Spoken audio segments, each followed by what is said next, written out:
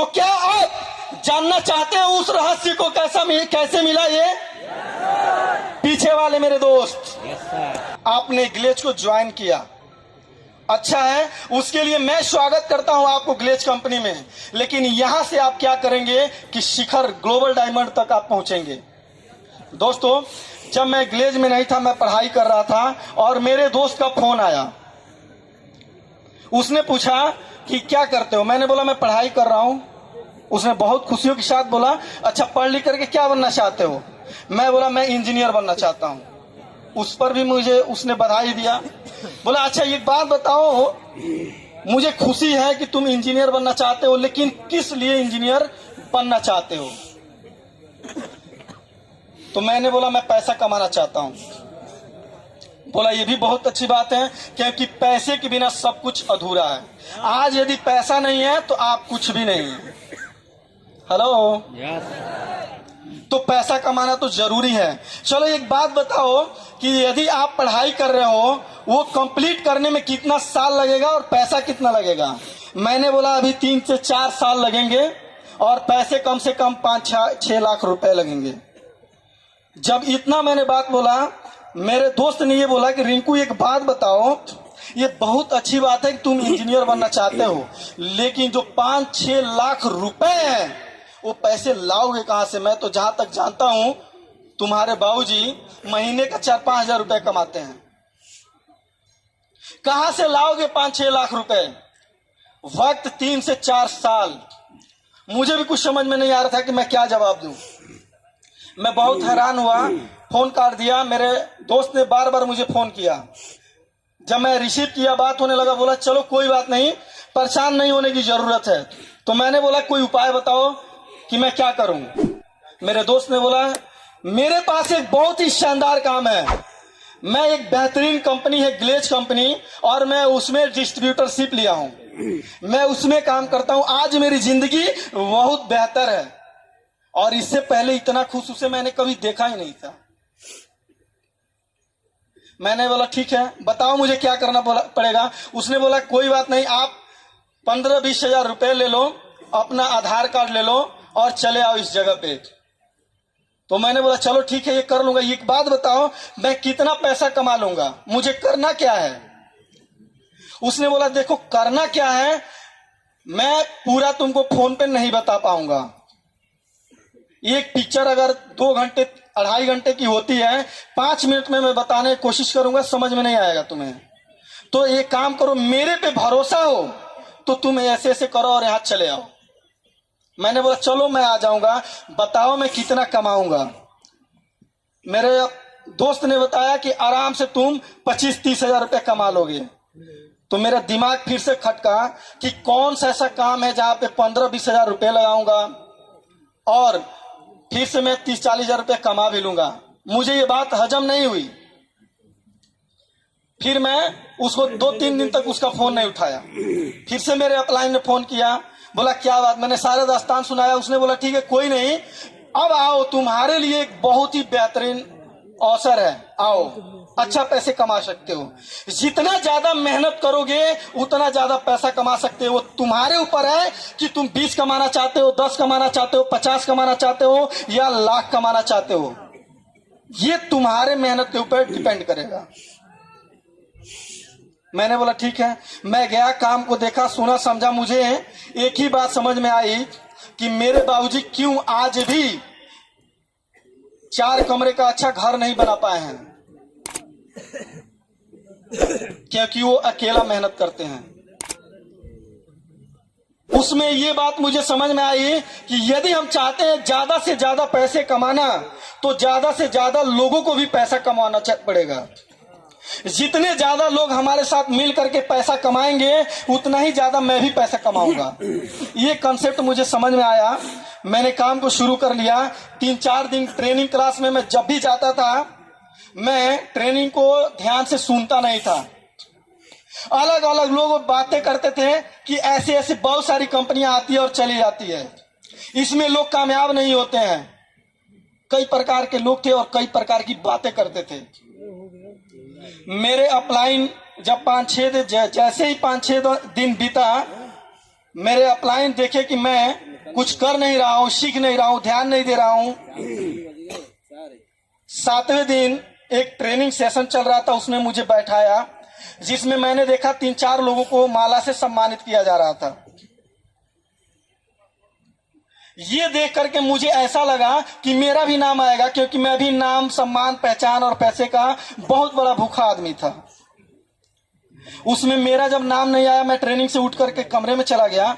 जब ट्रेनिंग खत्म हुआ, मेरे अपलाइन मेरे पास आया और पूछने लगे, रिंकू क्यों चले आए हो? मैंने सारा जब दास्तान बताया, मैंने पूछा ये बताओ मेरे में क्या ऐसी कमी है कि मुझे सम्मानित नहीं किया गया? मेरे अपलाइन जोर जोर से हंसने लगे और पूछे ये बताओ 7 दिन में तूने कितने ट्रेनिंग क्लास अटेंड किए हो, कितने प्रोडक्ट के बारे में तुमने जाना है कि कैसे इस्तेमाल करना है, इसके फायदे कैसे हैं, लोगों को कैसे समझाना है इस प्रोडक्ट के बारे में? तो मैंने बोला मुझे कुछ नहीं मालूम। बोले यही रीजन है, तुम्हें मालूम नहीं है तो तुम्हें वो सम्मान नहीं मिला। उन लोगों ने समझा और काम किया, और खुद तो अपना 40 आईपी का बिजनेस किया ही, साथ के साथ 120 आईपी का बिजनेस उन लोगों ने दिया, जिसकी वजह से वो एक परसेंटेज लेवल आता है 14%, यानी पर डिस्ट्रीब्यूटर लेवल को उन्होंने अचीव किया, जिसकी वजह से उन्हें सम्मानित किया गया। तो मैंने बोला चलो ये बताओ मुझे क्या करना पड़ेगा। उन्होंने बताया जो जो उन लोगों ने ट्रेनिंग लिया, जानकारियां ली कंपनी के बारे में, प्रोडक्ट के बारे में, कंपनी के फ्यूचर के बारे में उन्होंने जाना, और सबसे बड़ी बात, जिस व्यक्ति ने लेकर के उन्हें आया उन पे उनको विश्वास था। अपने ग्लेज कंपनी के बिजनेस प्लान पे उन्हें भरोसा हुआ, और बिना संकोच के, बिना किसी सस्पेंस के उन लोगों ने मेहनत किया, काम किया, लोगों से लगातार बातें किया, लोगों का लगातार उन्होंने लिस्ट बनाया, तो आज वो सफल है। तुम भी ऐसे करोगे, सफल हो जाओगे। तो मैंने अपने गलती को सुधारा, और जितनी चीजें उन्होंने बताया था वो मैंने किया, और उनसे मैंने ये वादा किया कि मैं बन के दिखाऊंगा, और उन्होंने मेरे से वादा किया कि यदि मेरे बताए हुए बातों के अनुसार काम करोगे तो मैं गारंटी लेता हूं कि तुम 2 साल में एक सफल व्यक्ति बन जाओगे। लेकिन तुम्हें एक वादा देना पड़ेगा कि तुम्हें दुनिया की सारी चीजें भुला जानी पड़ेगी, सिर्फ कामयाबी पे फोकस होनी चाहिए।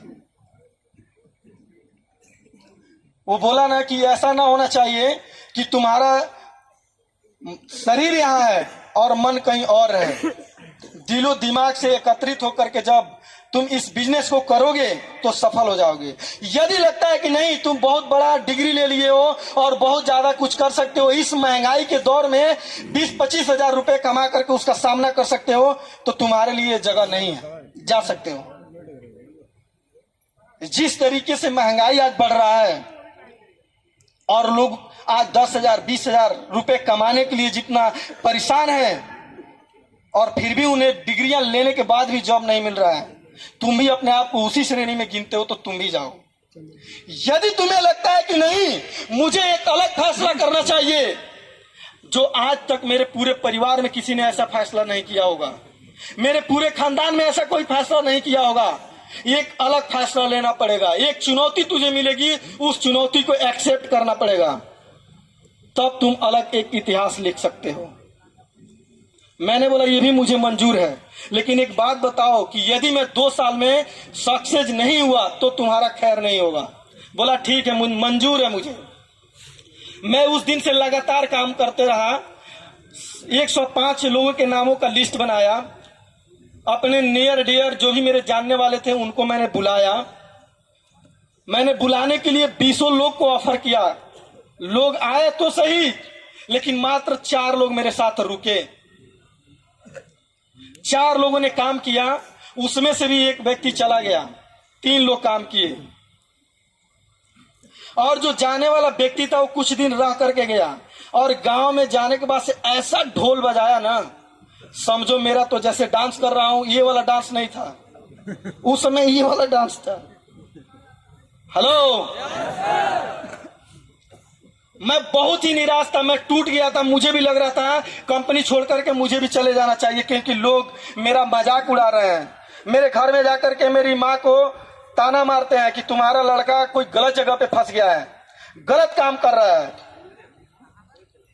मेरी माँ ने फोन करके रोया जब, और ये बात जब मुझे पता चला, उसी दिन मैंने कसम खाया कि जिसने मेरे माँ को एक दिन के लिए रुलाया है, मैं अपने कामयाबी को इतना बड़ा करूंगा कि जिंदगी भर मेरे बारे में सुन सुन करके मुझे देख करके वो रोते रहेगा।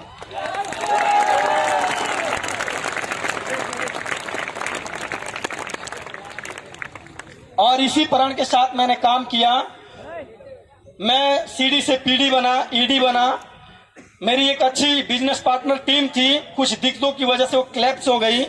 फिर मैंने अपलाइनों के साथ प्लानिंग करके काम किया, टीम उठी। मैं एसडी बना, आरडी बना। जब आरडी बना तो मुझे ग्लेज की फ्रेंचाइजी मिला और मुझे फ्रेंचाइजी चलाने का मौका मिला। आराम से फिर मुझे डॉल्फिन से सम्मानित किया गया। कंपनी में जब 14वां महीना चल रहा था, उस समय मुझे मौका मिला एक रिकॉर्ड बनाने के लिए। मेरे अपलाइन ने लगातार मुझे फॉलो किया और जो मेरे अपलाइन बताते जाते थे मैं वो करते गया। 14वें महीने में मैं डायमंड बना। जैसे ही मैं डायमंड बना, मेरा मेहनत और बढ़ा। मेरे अपलाइन ने समझाया कि कामयाबी इसलिए तुम्हें नहीं मिली कि तुम अब आराम करो, तुम अपनी मेहनत को और बढ़ाओ, क्योंकि मंजिल तो अभी और आगे जाना है। एक इतिहास तुम्हें बनाना है। एक ऐसा इतिहास बनाने का मौका मिला कि जब ग्लेज में मात्र अभी 6 ग्लोबल डायमंड थे। एक ऐसा इतिहास बनाने का मौका मिला जब ग्लेज में सबसे कम समय में और सबसे कम उम्र के लड़के को वो रिकॉर्ड बनाना था, और ये चुनौती मुझे स्वीकार थी। दोस्तों, मैं पूरे अपने टीम के साथ प्लानिंग करते रहा। जो मेरे अपलाइन बताते गए वो मैं करते रहा, क्योंकि कहा गया था कि आप अपने अपलाइन के साथ मिलकर काम करो, अच्छा करोगे। मैं ग्लोबल डायमंड बना और एक रिकॉर्ड बनाया। Thank you so much.